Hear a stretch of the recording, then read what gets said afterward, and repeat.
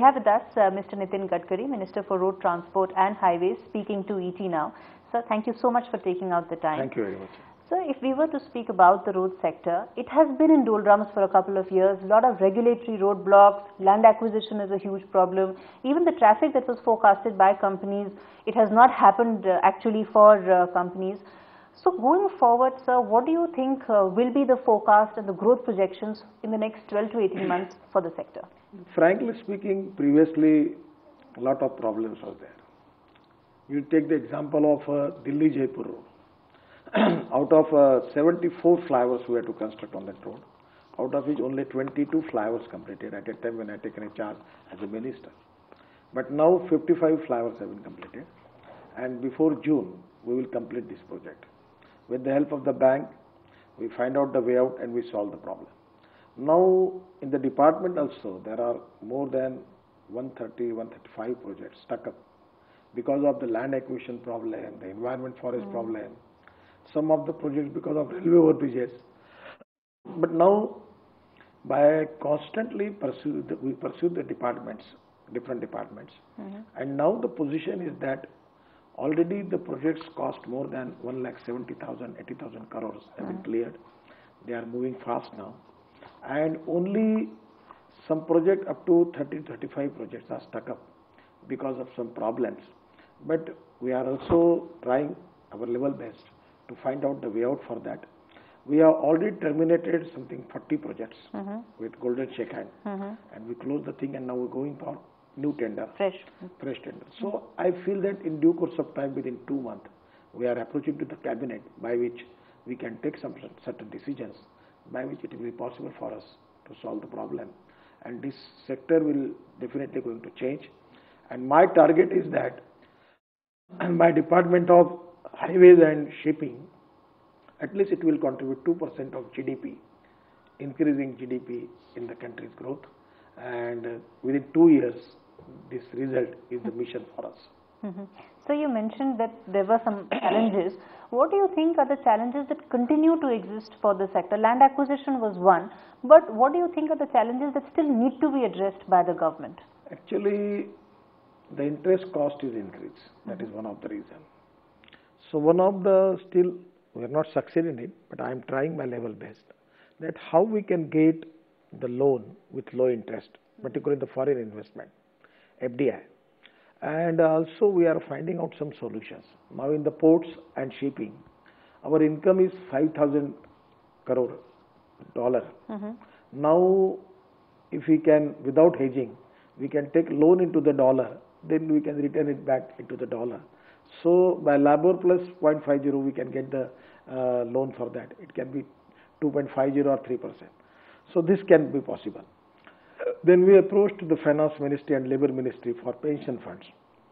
They have cleared it. They are issuing the notification from 1st April that they will invest money in infrastructure, road sector. So that is also new gate is open, by which we will get the opportunity to the Canadian and American and all Western pension fund. They can come to us and there can be a good investment for us. So the interest cost is one of the matter. The other thing is because of the court matter, because of land acquisition problem, the forest litigation is still an issue. Litigations, then related with railway overbridges, that is going on. So in due course of time, I am confident in these 5 years, we will at least construct the road of more than 60 to 70,000 kilometers. That cost it 5 lakh crores, and that is my target. And at the same time, we have decided that we will give highest priority to the inland waterways, second priority to the railway, and third is for the road. We have already taken a decision to construct the road with the help of cement concrete. So there will be no maintenance cost. It will be international standard. So that is a good decision we have already taken. I feel that in due course of time it will give good results to the country. So you spoke about ambitious targets, but before that, if we can talk about NHAI and the model that it has changed in terms of awarding contracts from BOT to EPC. So what is how much do you think, how will that work out, and how much do you think will be the spike in terms of interest from companies when the with the changed model, sir? Ground reality is that the majority players who are actually who have a track record of PPP mode, they are not in position to continue. because financially they are facing some problems. So in a situation in our country, the number of contractors and the concessionaire is not available for investing in PPP model because of the previous situation they are facing some hard time. So we have decided to go for EPC model. But even if suppose we are going to invest money in EPC model, after constructing the road, we can go to the bank and we can securitize the toll and we will get that money back. And again we can invest in for the new road. Even we can take pension funds from India and from abroad. We can also take some foreign loans also, FDI in it. So this is the system is available. Presently money is not the problem for me. I feel that the road sector we need the strong political will, fast track decision making process and transparency by which we can make it the road progress very fast. But sir, has companies' interest increased after the government's decision to change the model from BOT to EPC? In Delhi Ring Road, the cost is something 5,730 crores. 133 companies have been participating in the tender. So clearly interest is very high. Imagine that the people are interested. Right. So in terms of the road award project model, even that is the government is looking to change, provide some sort of fixed rate of return to investors. If you could just provide some details on how will that work out? We are also thinking on different models. Suppose one project is in EPC. In that project, we will give them 40% equity. 40% of the project equity we will give it to them. So that can be also a model by which the first we collect the toll, we will take our money back, and then the customer will get his money back after that.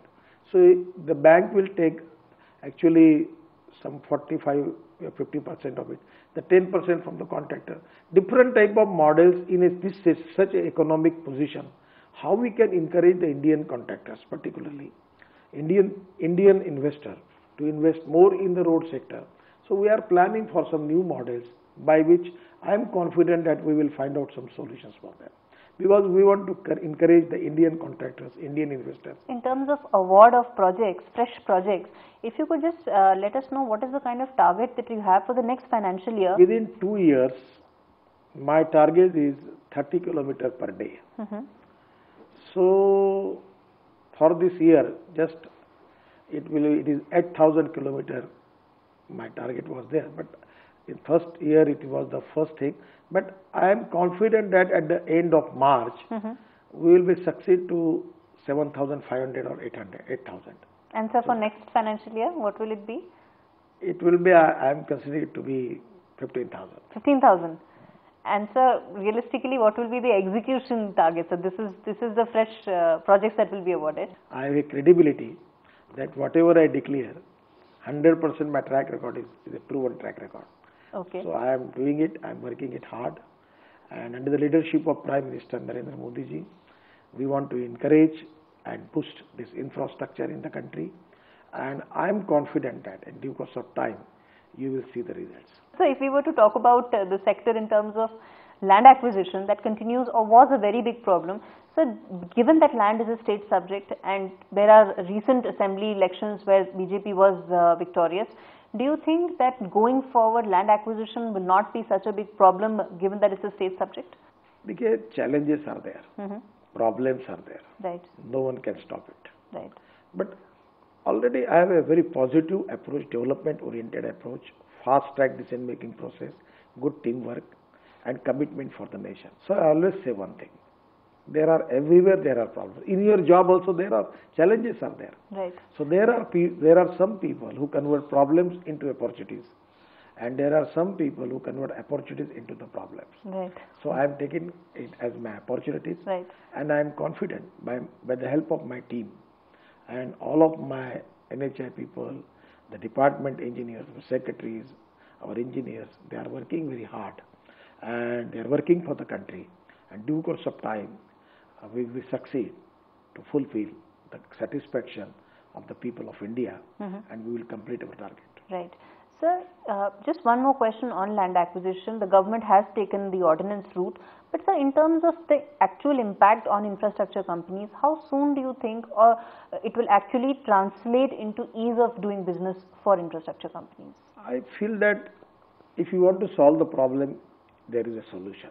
In Nagpur, the WCL is there, the Western Coalfield is there.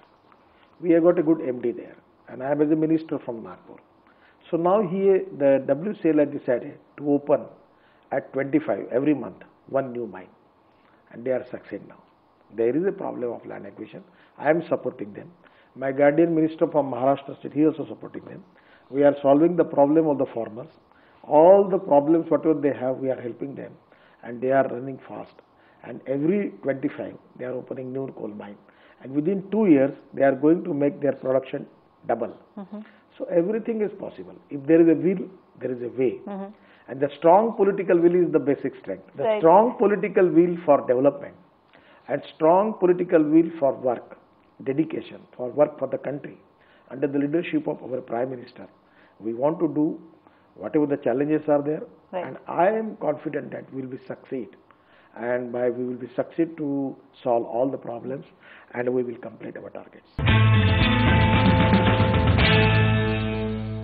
Sir, let's talk about the funding that the sector needs. In terms of the next 5 years, what is the kind of funding requirement for the sector? Already the tax exempted bond, which already the limit is with NHI, is something 50,000 crores we can raise from the market. Then I give you a suggestion that we are in shipping, we have an income of 5,000 crores from dollar. So how we can get it the loan in dollar by which there is no need for hedging. Then we have already the pension fund in Indian labor department fund, we have approved the thing. So we will get the pension fund from India. And after that, there are a lot of investors in the world, particularly from Singapore, Korea, Japan, USA, UK, and the big companies. 2 days before there was a good meeting with the Prime Minister and with the investors. Lot of the people from the world, the main company, main investor was there, and we have given a presentation to them. They are very much satisfied, and I'm feeling that we will succeed to get good investment. But sir, in terms of overseas investments, what do you think is the target? What is the target in terms of getting or attracting overseas investments? In the foreign investment, one problem is there. Presently, we don't have any solution on it. The problem is that whenever they are ready to give us the loan with low interest, their interest is not the problem. 1%, 2%, 2.5%. The problem is of hedging. So there is a problem that we have to find out an instrument by which how we can reduce this hedging cost. Otherwise, after the hedging, then it's a problem. Now the problem is that presently the Indian rupees value with comparing with the dollar is high. So even as a ministry, I am not in position to take the risk for that. So I am expecting something solution from the finance ministry with the cooperation of Reserve Bank, and by which we can find out this solution.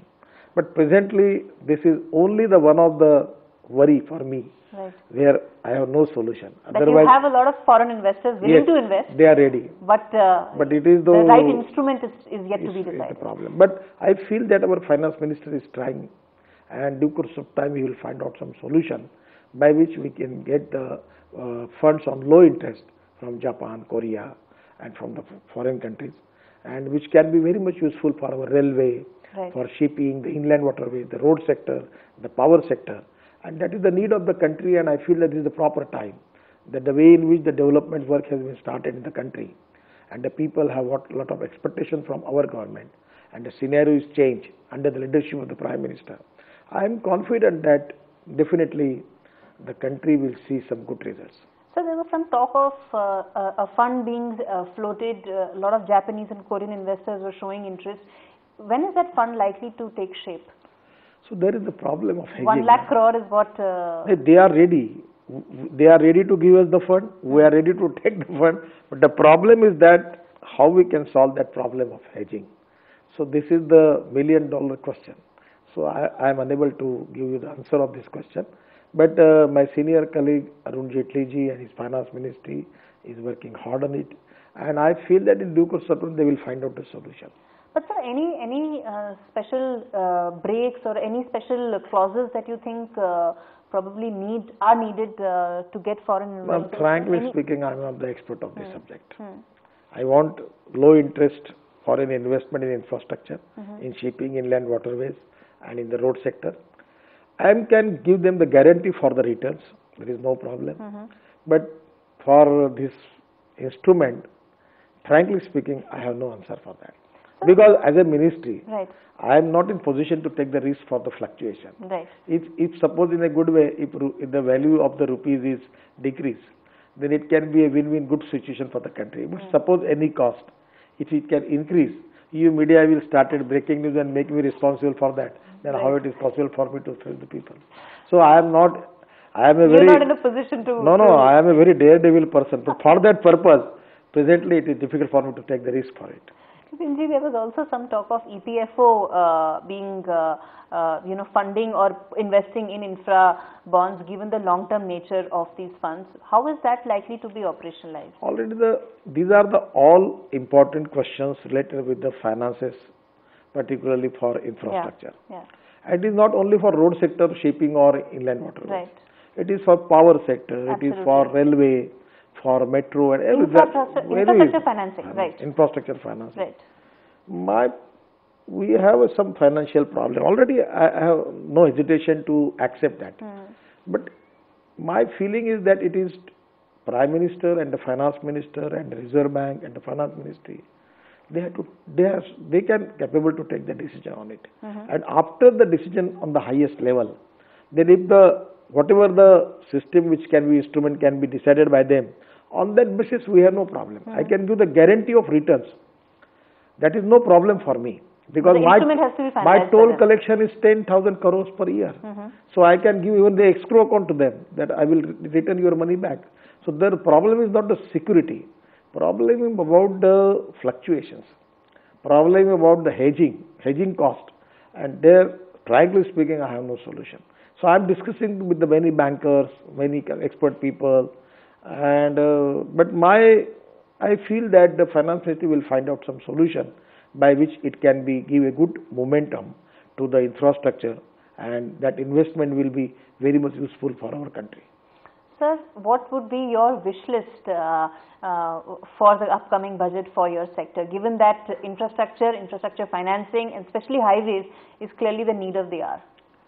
Actually, like National Highway Authority, we have started Pradhan Mantri Jalamarga Yojana. Right. And in China, their traffic, goods and passenger traffic, 44% of the traffic is on water. Right. In Korea, Japan is more than 40%. In India, it is 3.3%. For example, if you are going by the water, the cost is only 30 paisa. For railway is 1 rupees, and for the road is 1 rupees 50 paisa. So 1/5 of the price, you can get all your passenger and goods transport with the water. So we need some fund for that. Second thing, as a transport minister, we have decided that Swachh Bharat, Pradushan Mukta Bharat. Right. India free from pollution. Right. So we want to introduce this biofuel, ethanol, biogas, biodiesel and electric. We want to convert all this bus transport in this urban area on the basis of biofuels and electric. So that's why we need, for this good technology, at least 5 years, 5+5 concessions, all type of exemption from all taxes on this green fuel and green engine. So we are requesting to Finance Minister to that he can consider this. There are a lot of things related with the seaplane, catamaran, hovercrafts. We have to start this industry here, and we have to give them some concessions. Without that, this industry cannot start in India.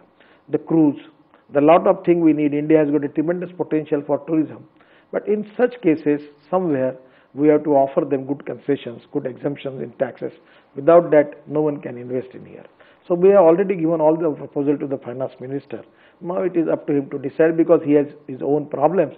But I am confident that he will consider our genuine problems and difficulties, and he will definitely help us to accelerate the growth rate in the shipping sector and in the road sector. So one last question on road sector. An exit policy for private players was being finalized, was in the works. Has that taken shape? We are going to cabinet now. Already we have prepared the cabinet note.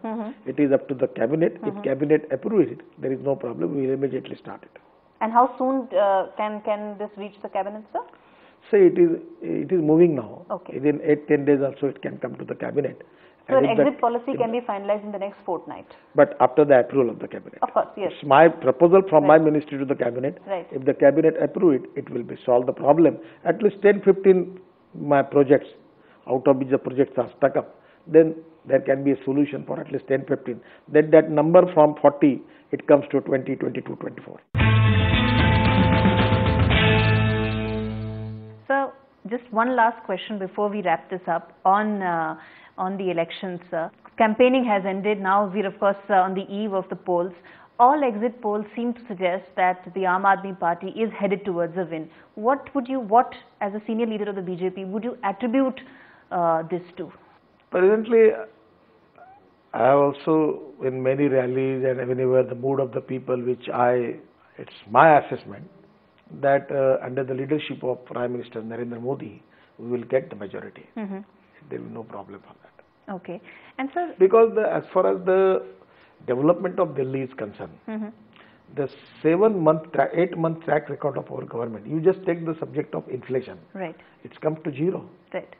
Then you take the big project. Now we are making the ring road of Delhi, of that cost 5,700 crores. We are starting that inland waterways service from Yamuna, from Delhi to Agra within 2 years.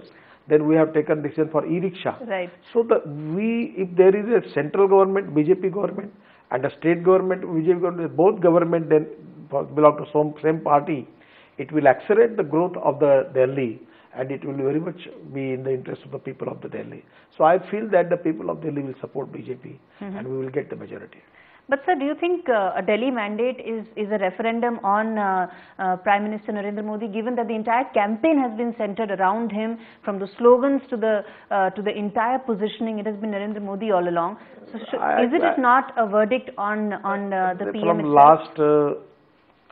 After the parliament election, as long as the leadership of Narendra Modi has succeeded everywhere, I am confident that we will win Delhi. And as far as the leadership of Narendra Modi is concerned, now world leaders are recognizing him. So it should not be appropriate to compare with his stature related with some state unit. It will be appropriate. But by and large, what my feeling is, under the leadership of Narendra Modi, the people of India, the people of world, they have faith, right, and they have hope for him, that this leadership can accelerate the progress and development of India.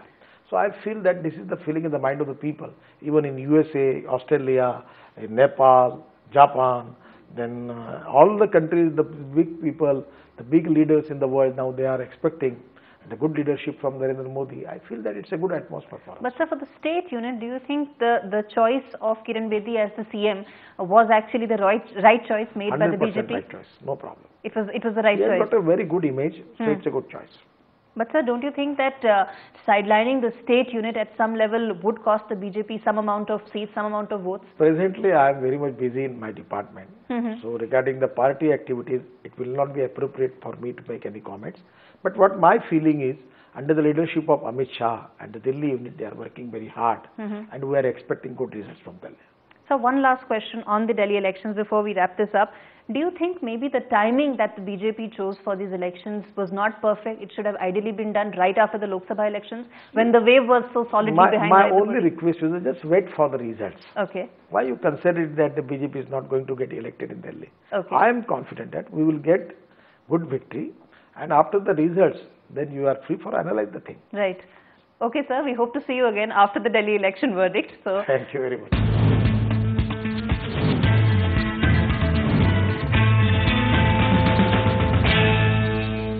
Find us on Facebook at facebook.com/etnow, and don't forget to click the like button. You can also follow us on Twitter at etnowlive. To stay updated with all our programming, hit the subscribe button on our YouTube channel by logging on to youtube.com/user/etnow.